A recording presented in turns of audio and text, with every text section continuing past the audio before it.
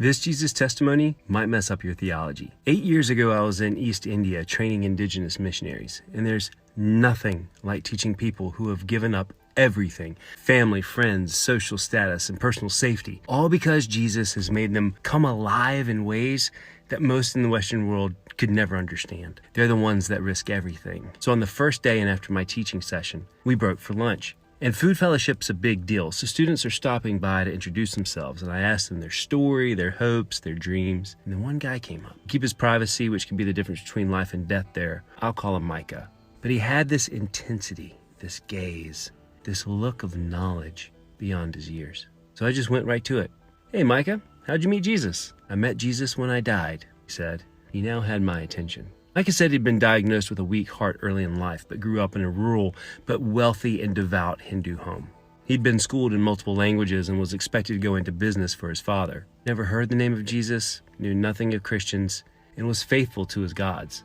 One day, in his early 20s, he felt his chest tighten. He went numb, and he collapsed. And he remembered looking down at his body, his spirit floating above himself. He knew he was dead. As he hung above his body, Micah saw shadows shuffling towards him.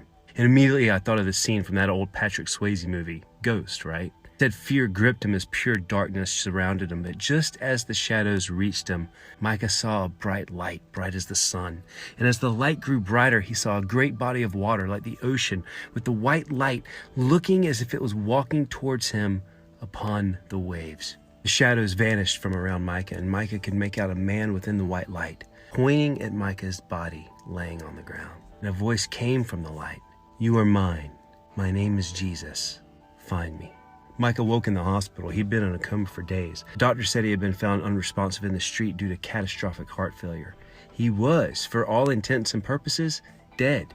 However, someone, while waiting for help, began administering CPR, bringing him back from the brink. In the hospital, he was touch and go, but now was expected to make a full recovery with surgery that actually corrected numerous heart issues.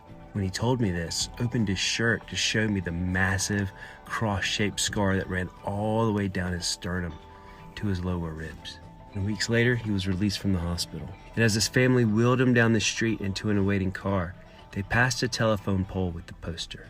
And on that poster was a flyer for a local missionary school with the words, "Find Jesus." And that was the beginning of a journey.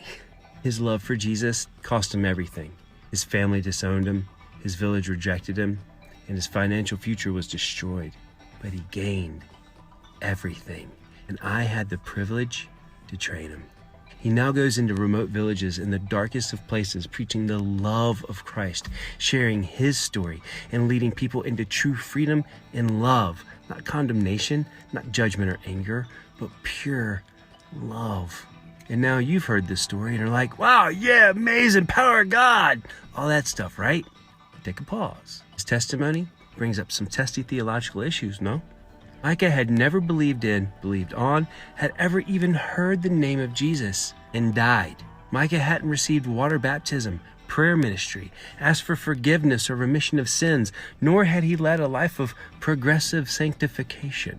His life, as was normal in this part of India, had been dedicated to the vengeful goddess Kali, as well as countless other gods. Never heard the name of Jesus, yet there Jesus was. And when Jesus introduced himself, he didn't say his real name, Yeshua, and he didn't say his name in Bengali, Yeshu. He said Jesus. Why? You can write the English name Jesus in that part of India and get away with it, because very few speak English. That's how crazy this all is.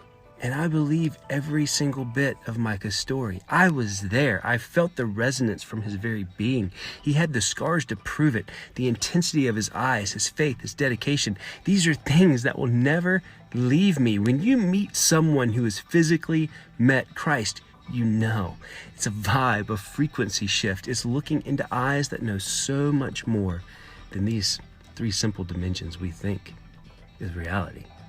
Micah's was the very definition of a life transformed and ready to give his all, even until death, to spread the love of Christ. And his testimony fractures so much of what we believe to be correct theology. You can say whatever you want, that Jesus specially selected him, that he never had a chance to refuse the gospel, so that's why Jesus came to him. But if that's the case, why spread the gospel at all, right? What is the gospel we should be giving away? I know my thoughts on all this, but I'm interested in yours, and I want to hear them. So please, leave your thoughts about this below. Comments, complaints, leave them. Love to read them. Follow for more.